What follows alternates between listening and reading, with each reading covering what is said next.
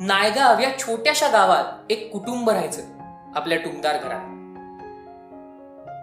सावित्री, अगं सावित्री, कुठं गेलीस? रात्रीची वेळ झालीये. अशा वेळी मुलींना बाहेर पडू नये. कधी कळल या बयेला? सावित्रीची आई लक्ष्मी हातातील कंदील घेऊन इकडे तिकडे तिला शोधताना म्हणाली, अगं असेल इथेच कुठेतरी, खेळत असेल पोर, लहान आहे ती अजून, काळजी करू नको. सावित्रीचे बाबा खंडोजी लक्ष्मीबाईंना समजावण्याच्या सुरात म्हणाले, लहान कसली, चांगली 10 वर्षाची झालीये. तिच्या सोबतच्या एक दोघी तर सासरी नांदत आहेत. हिचं कधी जुळणार आहे त्या पांडुरंगालाच ठाऊक. सावित्री, ती बघ अंगणातच आहे बसलेली, पण ओ देईल तर शपथ. काय करतेस इथे? आई, मी तर तारे मोजतीये, पण तू सगळा हिशोब गमावला माझा. बाबा, तारे तर खूप आहेत, मग 10 पर्यंतच मोजून कसं होईल? या पुढचं मला कोण शिकवेल? किती तारे असतील हो आकाशात? अरे पांडुरंगा, अगं जेवणात किती लोकांसाठी किती डाळ घ्यायची हे शिक आधी. अरे पांडुरंगा, अगं जेवणात किती लोकांसाठी किती डाळ घ्यायची हे शिक आधी. तारे मोजून काय पोट भरणार आहेस तुझ्या पती सासऱ्यांचं? आणि ही आकडे मोड तुला कोणी शिकवली? शेजारचा हरिदादा करत असतो ना मोठमोठ्याने अभ्यास, ते ऐकून ऐकून. हरिदादा कसा जातो शाळेत, तसं मलाही पाठवा ना बाबा. परकर पोलक्यातली अल्लड 2 वेण्या घातलेली सावित्री हसत म्हणाली, अगं मुली कुठं जातात शाळेत? या पोरीची लक्षणं काही ठीक नाहीत बघा. लवकरात लवकर हिचे हात पिवळे करून हिला सासरी पाठवा. पण आई, तूच तर म्हणतेस ना, देव लहान मोठा, गरीब श्रीमंत, शूद्र उच्च असा फरक करत नाही ते. मग मुले आणि मुलींमध्ये का करेल? तुझ्या प्रश्नांची उत्तरं माझ्याजवळ नाहीत बरे. मला आता भाकरी करू देत आणि तूही गुपचूप घरात चल. सावित्रीची आई संतापून आत निघून गेली. सावित्री मात्र रात्रभर तिला न मिळणाऱ्या प्रश्नांची उत्तरं शोधत जागीच राहिली.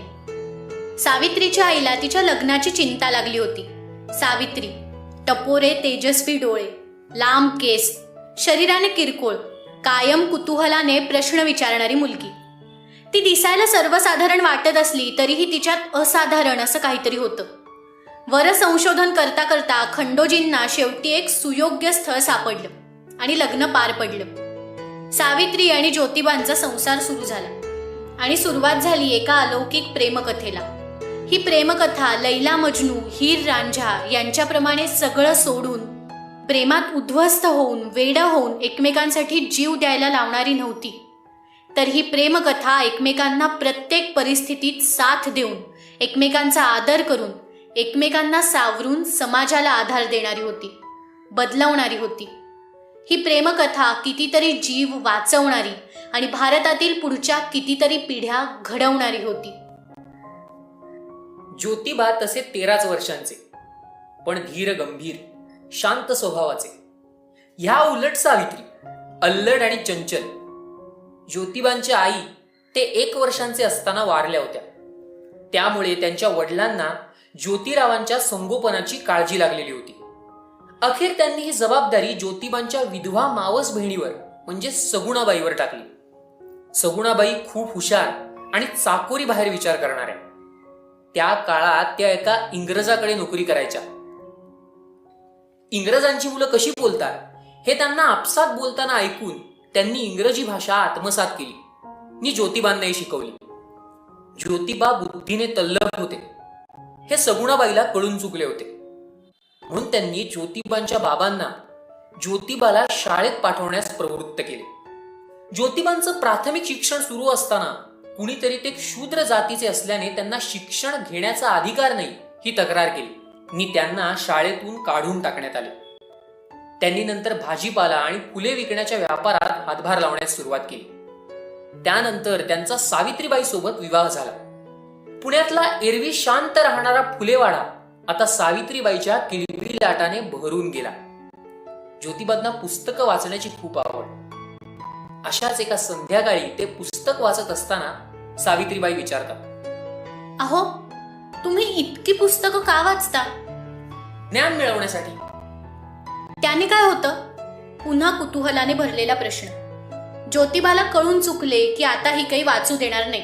म्हणून त्यांनी पुस्तकातून मान वर काढून उत्तर दिले. त्यामुळे आपल्याला नवनवीन माहिती मिळते, आपल्याला पडणाऱ्या प्रश्नांची उत्तरं सापडतात. आणि प्रश्नांची उत्तरं? मला तर बाई खूप प्रश्न पडतात. रात्र का होते? चंद्र दिवसभर कुठे असतो? पावसाळ्यात पाऊस आणि उन्हाळ्यात ऊन का असतं? मुलं का शिकतात आणि मुली का नाही? शूद्र म्हणजे काय? आणखी असे कित्येक. पण मला कोणी उत्तरच देत नाही. सारखे रागवतात, गप्प बसायला सांगतात. ज्योतिबांना सावित्रीच्या निरागस बोलीवर गोड हसायला आलं. ते म्हणाले, तुमच्या सगळ्या प्रश्नांची उत्तरं तर नाही, पण शक्य तितक्या प्रश्नांची उत्तरं देण्याचा प्रयत्न मी नक्कीच करीन. तुम्ही मला विचारत जा. खरंच? तुम्ही रागवणार नाही ना? सावित्रीने आनंदातही परत प्रश्न विचारलाच. नाही, आता तुमची परवानगी असेल तर मी वाचन करू. माझी परवानगी काय मागायची त्यात? असं म्हणत डोक्यावरचा पदर सावरत सावित्री तिथून पळून गेली. ज्योतिबा तिच्या पाठमोऱ्या आकृतीकडे हसून एकटक बघत राहिले. ज्योतिबा आणि सावित्री मोठे होत होते आणि इकडे सगुणाबाईंना ज्योतिबांच्या शिक्षणाची चिंता लागली होती. खूप प्रयत्न केल्यावर शेवटी एक आशेचा किरण दिसला. एका ओळखीतल्या ख्रिस्त इस्माने त्यांना स्कॉटिश मिशनरी शाळेत प्रवेश मिळवून दिला.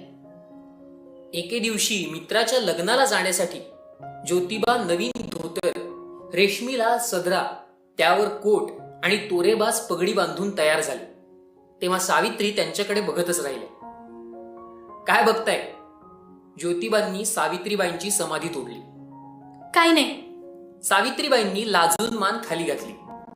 असं कसं? काहीतरी तर आहे बुवा.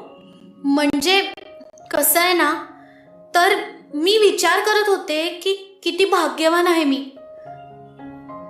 तुमच्यासारखा बुद्धिवान समजूतदार पती मला लाभला. ते मी जेव्हा या घरी आले तेव्हा किती अल्लड मूर्ख होते. सारखे प्रश्न विचारून तुम्हाला त्रास द्यायचे. पण तुम्ही मला पदोपदी सांभाळून घेतलं. अगदी आई आपल्या मुलांना सांभाळते तसंच. कधी कधी वाटतं माझ्या सौभाग्याला माझीच नजर लागेल की काय. तुम्ही चुकता आहात सावित्रीबाई. उलट तुमच्या प्रश्नांमुळे मला आणखी वाचन करून, खोलात शिरून उत्तर शोधण्याची प्रेरणा मिळाली. प्रश्न पडणं हे तल्लख बुद्धीचं चिन्ह आहे. प्रत्येकाला ते नाही पडत. तुम्ही आताही निसंकोच मला विचारत जा. उलट मला आनंदच होतो. लहानपणीच आई गेल्याने मी अवेळीच प्रौढ झालो होतो. पण तुम्ही या घरात आल्यावर तुमच्या निरागसपणाने माझ्यातलं मेलेलं बालपण पुन्हा जिवंत केलं. या ओठांवरती हसू फुलवलं. हे ऐकून सावित्रीबाईंच्या डोळ्यात अश्रू आले. त्या थोड्या पुढे सरसावल्या आणि एका बोटाने डोळ्यातील काजळ काढून ज्योतिबांच्या कानामागे तीट लावले. तेवढ्यात ज्योतिबा त्यांचा हात पकडणार हे कळताच त्या एका क्षणात चपळाईने खोलीबाहेर धावत गेल्या. ज्योतिबा गालातल्या गालात हसत लग्न समारंभास निघून गेले. ज्योतिबा लग्न समारंभातून लवकरच परत आले, घामेजलेले, उदास चेहरा घेऊनच. कुणाशीच काहीच बोलत नव्हते. सगळी कामं आवरून रात्री सावित्रीबाई जेव्हा खोलीत आल्या तेव्हाही काहीच बोलले नाहीत. सावित्रीबाईंनी खूप प्रयत्न केला तरीही बोलले नाहीत. शेवटी सावित्रीबाई म्हणाल्या, तुम्ही जर असेच काही न सांगता गप्प राहणार असाल तर मी कधीच तुम्हाला परत कुठलेच प्रश्न विचारणार नाही. ज्योतिबा एकदम अनावर होऊन जणू सावित्रीबाईंच्या मांडीवर कोसळले. सावित्री! काळजाचा ठोका चुकवेल अशी ती आर्त हाक होती. त्या दुःखद विदारक केविलवाण्या आवाजाने सावित्रीबाईंच्या हृदयातून जणू कळ गेली. डोळ्यात टचकन अश्रू आले, पण त्यांनी स्वतःला सावरले. सगळ्यांनाच जर देवानी घडवलंय, प्रत्येकाला सारखेच अवयव, लाल रक्त, गरजा आहेत, तर हा अस्पृश्य भेद कुणी निर्माण केला? सांग ना मला. गोपाळच्या वरातीत मित्राच्या नात्याने सहभागी झालो तर सगळ्या उच्चवर्णीयांना माझा बाटा आला आणि मला अक्षरशः त्यांनी तिथून हाकलून दिले. या जाती धर्मापुढे मैत्रीचं नातं कवडी मोल ठरलं. सावित्री, हे सहनशीलतेच्या पलीकडे. मला सांगा, मी काय करू? आज तुम्ही माझा हा प्रश्न सोडवा. ज्योतिबा हुंदके देत होते. सावित्रीबाई त्यांना आईप्रमाणे गोंजारत गप्प करण्याचा प्रयत्न करत होत्या. ज्योतिबांच्या अश्रूंनी सावित्रीबाईचे लुगडे भिजले होते. थोड्या वेळाने सावित्रीबाई कणखर आवाजात म्हणाल्या, आपण दोघे स्वतःपासून सुरुवात करू. आपल्यापेक्षा खालच्या समजल्या जाणाऱ्या समाजासाठी आपण आपल्या मनाची आणि घराची कवाडं उघडी करू. आज तुम्हाला मिळालेली वागणूक तुम्हाला अपमानास्पद वाटली, पण त्या बिचाऱ्यांना कळतच नाहीये की हा अन्याय आहे. त्यांना वाटतं की हे त्यांचं पूर्वजन्मीचं पाप आहे, म्हणून त्यांनी या जातीत जन्म घेतलाय. त्यांनी परिस्थितीसोबत तडजोड केलीये. मंदिर आपल्यासाठी नाही, शिक्षण आपल्यासाठी नाही. रस्त्याने चालताना स्वतःच्या पायाची धूळही उच्च जातीयांना लागू नये म्हणून कमरेला झाडू बांधून फिरणारी ही साधी लोक, यांना फक्त शिक्षण बदलवू शकतं. आपणही एक मनुष्य प्राणी आहोत आणि आयुष्य आपल्या पद्धतीने जगण्याचा आपल्याला हक्क आहे. ही जाणीवेची मशाल फक्त आणि फक्त शिक्षणाचं तेलच त्यांच्या आयुष्यात पेटवू शकतं. समाजाला लागलेली ही जाती धर्माची घाणेरडी जळमटक काढून टाकू. अस्पृश्यतेची बंधनं तोडून टाकू. हरिजनांना ज्ञान देऊ. हो, ज्ञान. तुमचे विचार इतके प्रगल्भ आहेत याचं कारण आहे ज्ञान. सगळा समाज जर सुशिक्षित झाला, घरोघरी ज्ञानाची ज्योत पेटली, तर वर्षानुवर्षे चालणाऱ्या या प्रथांचा अंधकार दूर होईल. सावित्री, हे तुम्हाला वाटतं तितकं सोपं नाहीये. अशक्यही नसेलच. तुम्ही द्याल मला साथ? नक्कीच. स्त्री, खरं तर स्त्री शिकली तरच घराचा आणि नंतर समाजाचा उद्धार होईल. तुम्ही म्हणता ना, मुलगा आणि मुलीत इतका फरक का केला जातो? मुली का शिकू शकत नाही? आपण शिकवू मुलींना, कुठल्याही जातीतल्या मुलींना. समाजात बदल घडवून आणायचा असेल तर सुरुवात स्वतःच्या घरातून करावी. आणि मी तुम्हाला शिकवीन आणि मग तुम्ही शाळेतल्या मुलीला. सावित्रीबाई काहीही न बोलता तिथून उठून निघून गेल्या. ज्योतिबांना कळलंच नाही की अचानक काय झालं. हा त्यांचा नकार तर नाही ना, असं मनात आलं असताना सावित्रीबाई हातात लेखणी आणि पाटी घेऊन ज्योतिबांच्या पायाजवळ बसल्या आणि म्हणाल्या, सांगा, कुठून सुरुवात करायची? ज्योतिबांच्या चेहऱ्यावर एक वेगळंच तेज झळकलं.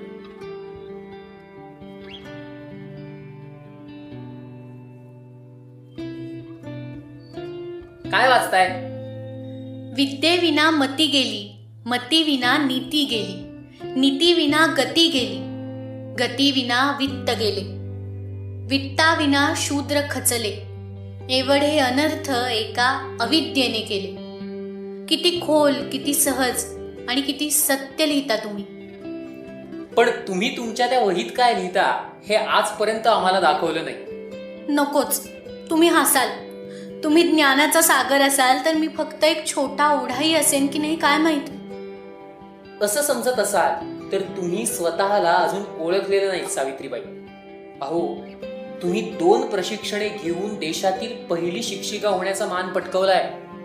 हे सगळं तुमच्यामुळे. ज्योतीच नसेल तर वातीचा काय उपयोग? पण वात नसेल तर ज्योतीचं अस्तित्वच असू शकत नाही, हे विसरत आहात तुम्ही. वात आगीचा दाह सोसते, कायम जळत राहते, म्हणून तर ज्योती तेवते. हा तुमचा मोठेपणा. ऐका ना, मला तुमचं लिखाण वाचून दाखवा ना. हवं तर याला तुम्ही माझी गुरुदक्षिणा समजा. तुमच्या समोर जिंकणं अशक्य. ही घ्या वही, पण मी वाचणार नाही. तुम्ही वाचा मी गेल्यावर. असं म्हणत सावित्रीबाई तिथून निघून गेल्या. ज्योतिबांनी वही उघडली आणि वाचायला सुरुवात केली. ज्योतिबांचे बोल मनात परसा, जीवाचा आरसा पाहते मी. सेवेच्या भावाने सेवा जे करती, धन्यता पावती मानवात. माझ्या जीवनात ज्योतिबा स्वानंद, जैसा मकरंद कळीतला. सर्वा जागे केले या सूर्याने, शूद्र या क्षितिजी ज्योतिबा हा सूर्य.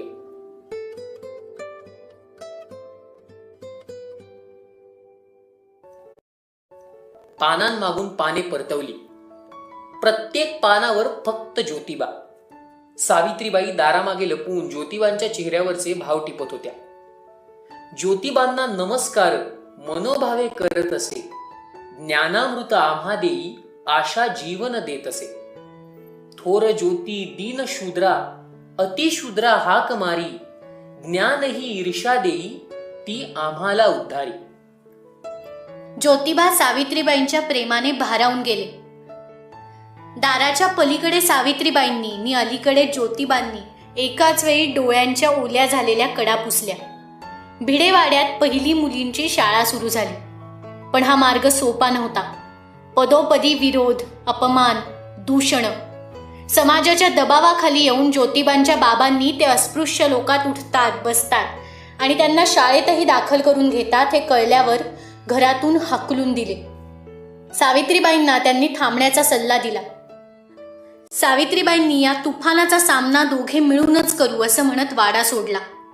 घर नसल्यामुळे ते दोघे ज्योतिबांच्या मुस्लिम मित्राकडे उस्मान शेखकडे राहू लागले. तिथेच त्यांची भेट उस्मान यांची बहीण फातिमा सोबत झाली. नंतर तीच फातिमा सावित्रीबाईंसोबत शिक्षिका म्हणून शाळेत काम करू लागली. मुलींची शाळा, त्यातही शूद्र जातीतल्या, हे काही त्या काळातील कर्मठ लोकांना पटले नाही. सावित्रीबाई स्वतः एक कनिष्ठ वर्गातील असून स्वतः शिकते आणि परत देशातील पहिली महिला शिक्षिका होते. हे सगळं त्यांच्या सहनशीलतेच्या पार होतं. एक दिवस सावित्रीबाई शाळेकडे निघाल्या तेव्हा अचानक त्यांच्या अंगावर शेणाचा गोळा फेकला गेला. मग दुसरा, मग तिसरा. बाई आल्या शिकवायला, ए स्वागत करा रे, असं म्हणत हशा पिकला. सावित्रीबाईंना चालणंही कठीण झालं होतं, पण त्या डगमगल्या नाहीत. चालत चालत त्यांनी कशी तरी एकदाची शाळा गाठली. आतमध्ये येताच त्या न्हाणीत शिरल्या आणि अंगावर बादल्या मागून बादल्या ओतू लागल्या आणि रडता रडता खाली अशा बसल्या जणू शरीरातलं त्राणच गेलं होतं. सगुणाबाईंनी घरी जाऊन त्यांना स्वच्छ लुगडे आणून दिले. सावित्रीबाई घरी आल्या तेव्हा ज्योतिबा घरीच होते. त्या कशा तरी नजर चुकवून त्यांच्यापासून लपवत होत्या. रात्री झोपेतून त्यांना अचानक दचकून जाग आली.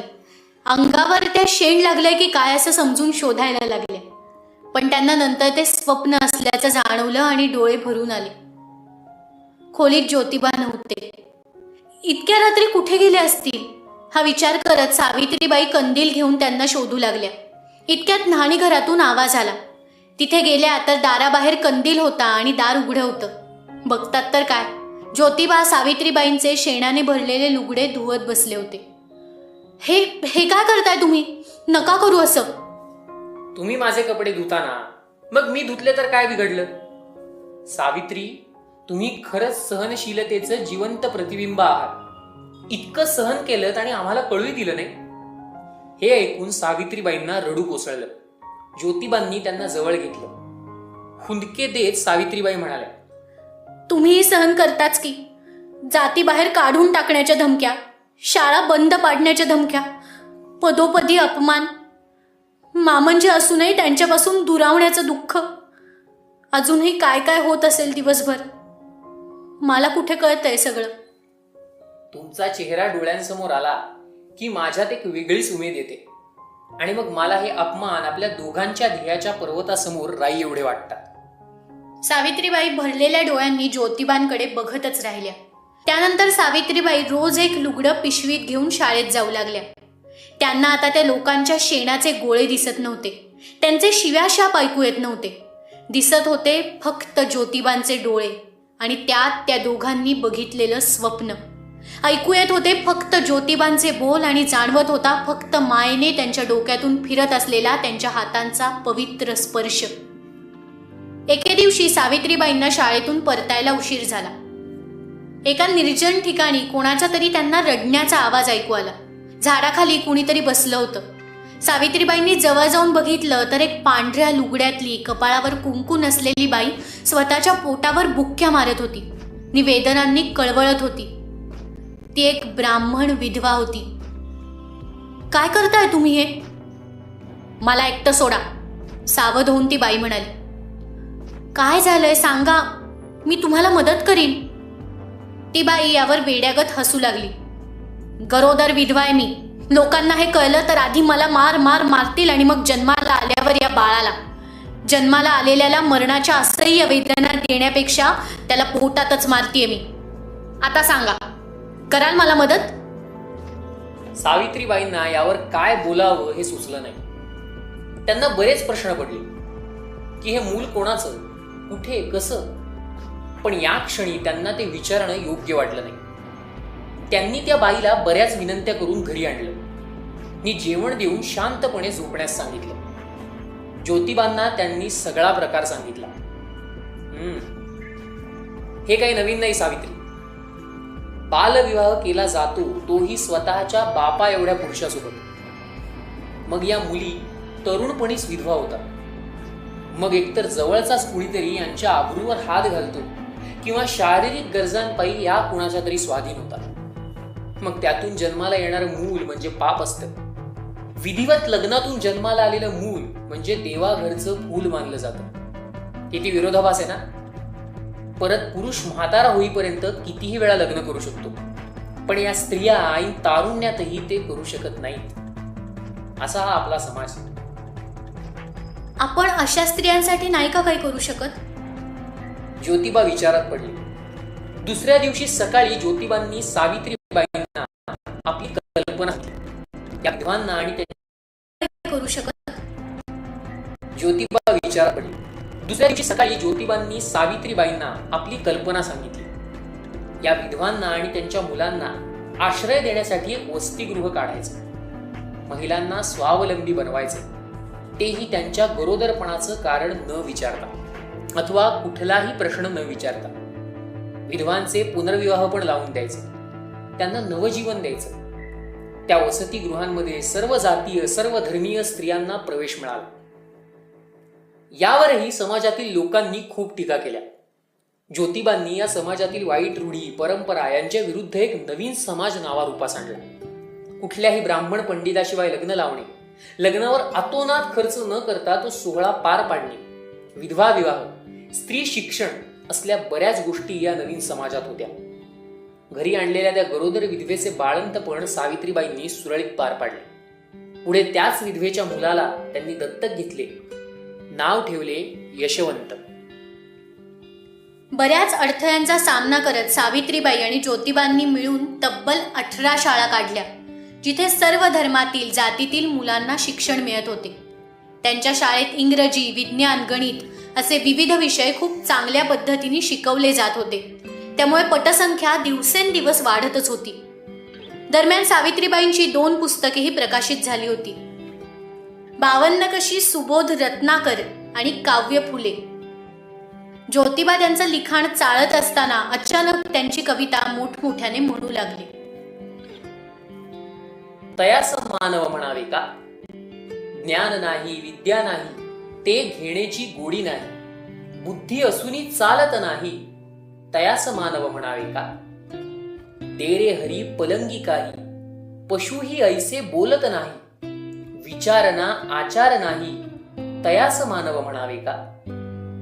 पोरे घरात कमी नाही, तयांच्या खाण्यासाठीही ना करी तो उद्योग काही, तयास मानव म्हणावे का. सहानुभूती मिळत नाही, मदत न मिळे कोणाचीही, परवा न करी कशाचीही, तयास मानव म्हणावे का.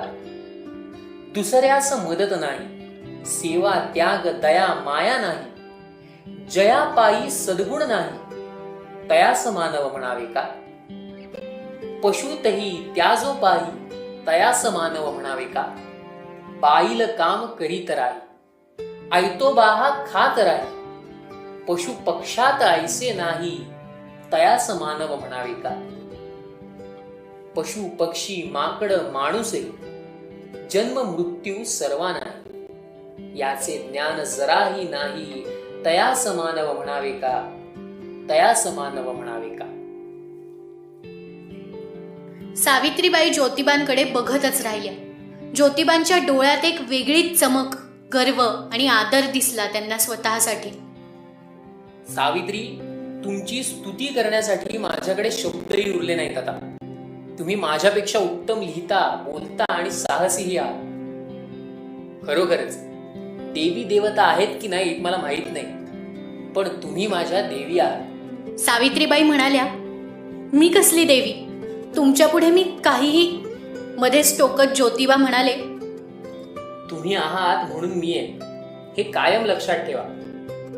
सावित्रीबाई ज्योतिबांच्या प्रेमाने आणि आदराने भारावून गेल्या. 1888च्या दरम्यान ज्योतिबांना अर्धांग वायूने ग्रासले होते. त्यामुळे सावित्रीबाईंवर त्यांच्या सगळ्या जबाबदाऱ्या आल्या होत्या. ज्योतिबा सावित्रीबाईंना सगळं सांभाळताना बघून आनंदाश्रू ढाळत असत, तर इकडे सावित्रीबाई मात्र त्यांची दिवसेंदिवस ढासळणारी प्रकृती बघून मनोमन खचून जात. पण त्या कधीही त्यांना आपलं दुःख जाणवू देत नव्हत्या. पण ज्योतिबांना सगळं कळायचं, कारण त्या दोघांचे आत्मे एकमेकांसोबत जुळले होते. अखेर 2 वर्षांनी ज्योतिबा फुले यांचा मृत्यू झाला. सावित्रीबाईंना एकदम पोरके झाल्यासारखे वाटले. ज्योतिबा त्यांच्यासाठी फक्त पती नसून मित्र, आई वडील, गुरु, देव, अगदी सर्वस्व होते. ते गेल्यावर जणू आपले अस्तित्वच हरवल्यासारखे त्यांना वाटले. खोलीत येऊन त्या ज्योतिबांच्या वह्या, त्यांनी लिहिलेली पुस्तकं हृदयापाशी धरून खाली जमिनीवर पडून कवटाळून रडू लागल्या. काहीही केल्या अश्रू थांबत नव्हते. आपलाही जीव आता याच क्षणी निघून जावा अशी प्रबळ इच्छा त्यांना होत होती. तेवढ्यात त्यांच्या मनातून एक आवाज आला. सावित्री, मी कुठेच गेलेलो नाही.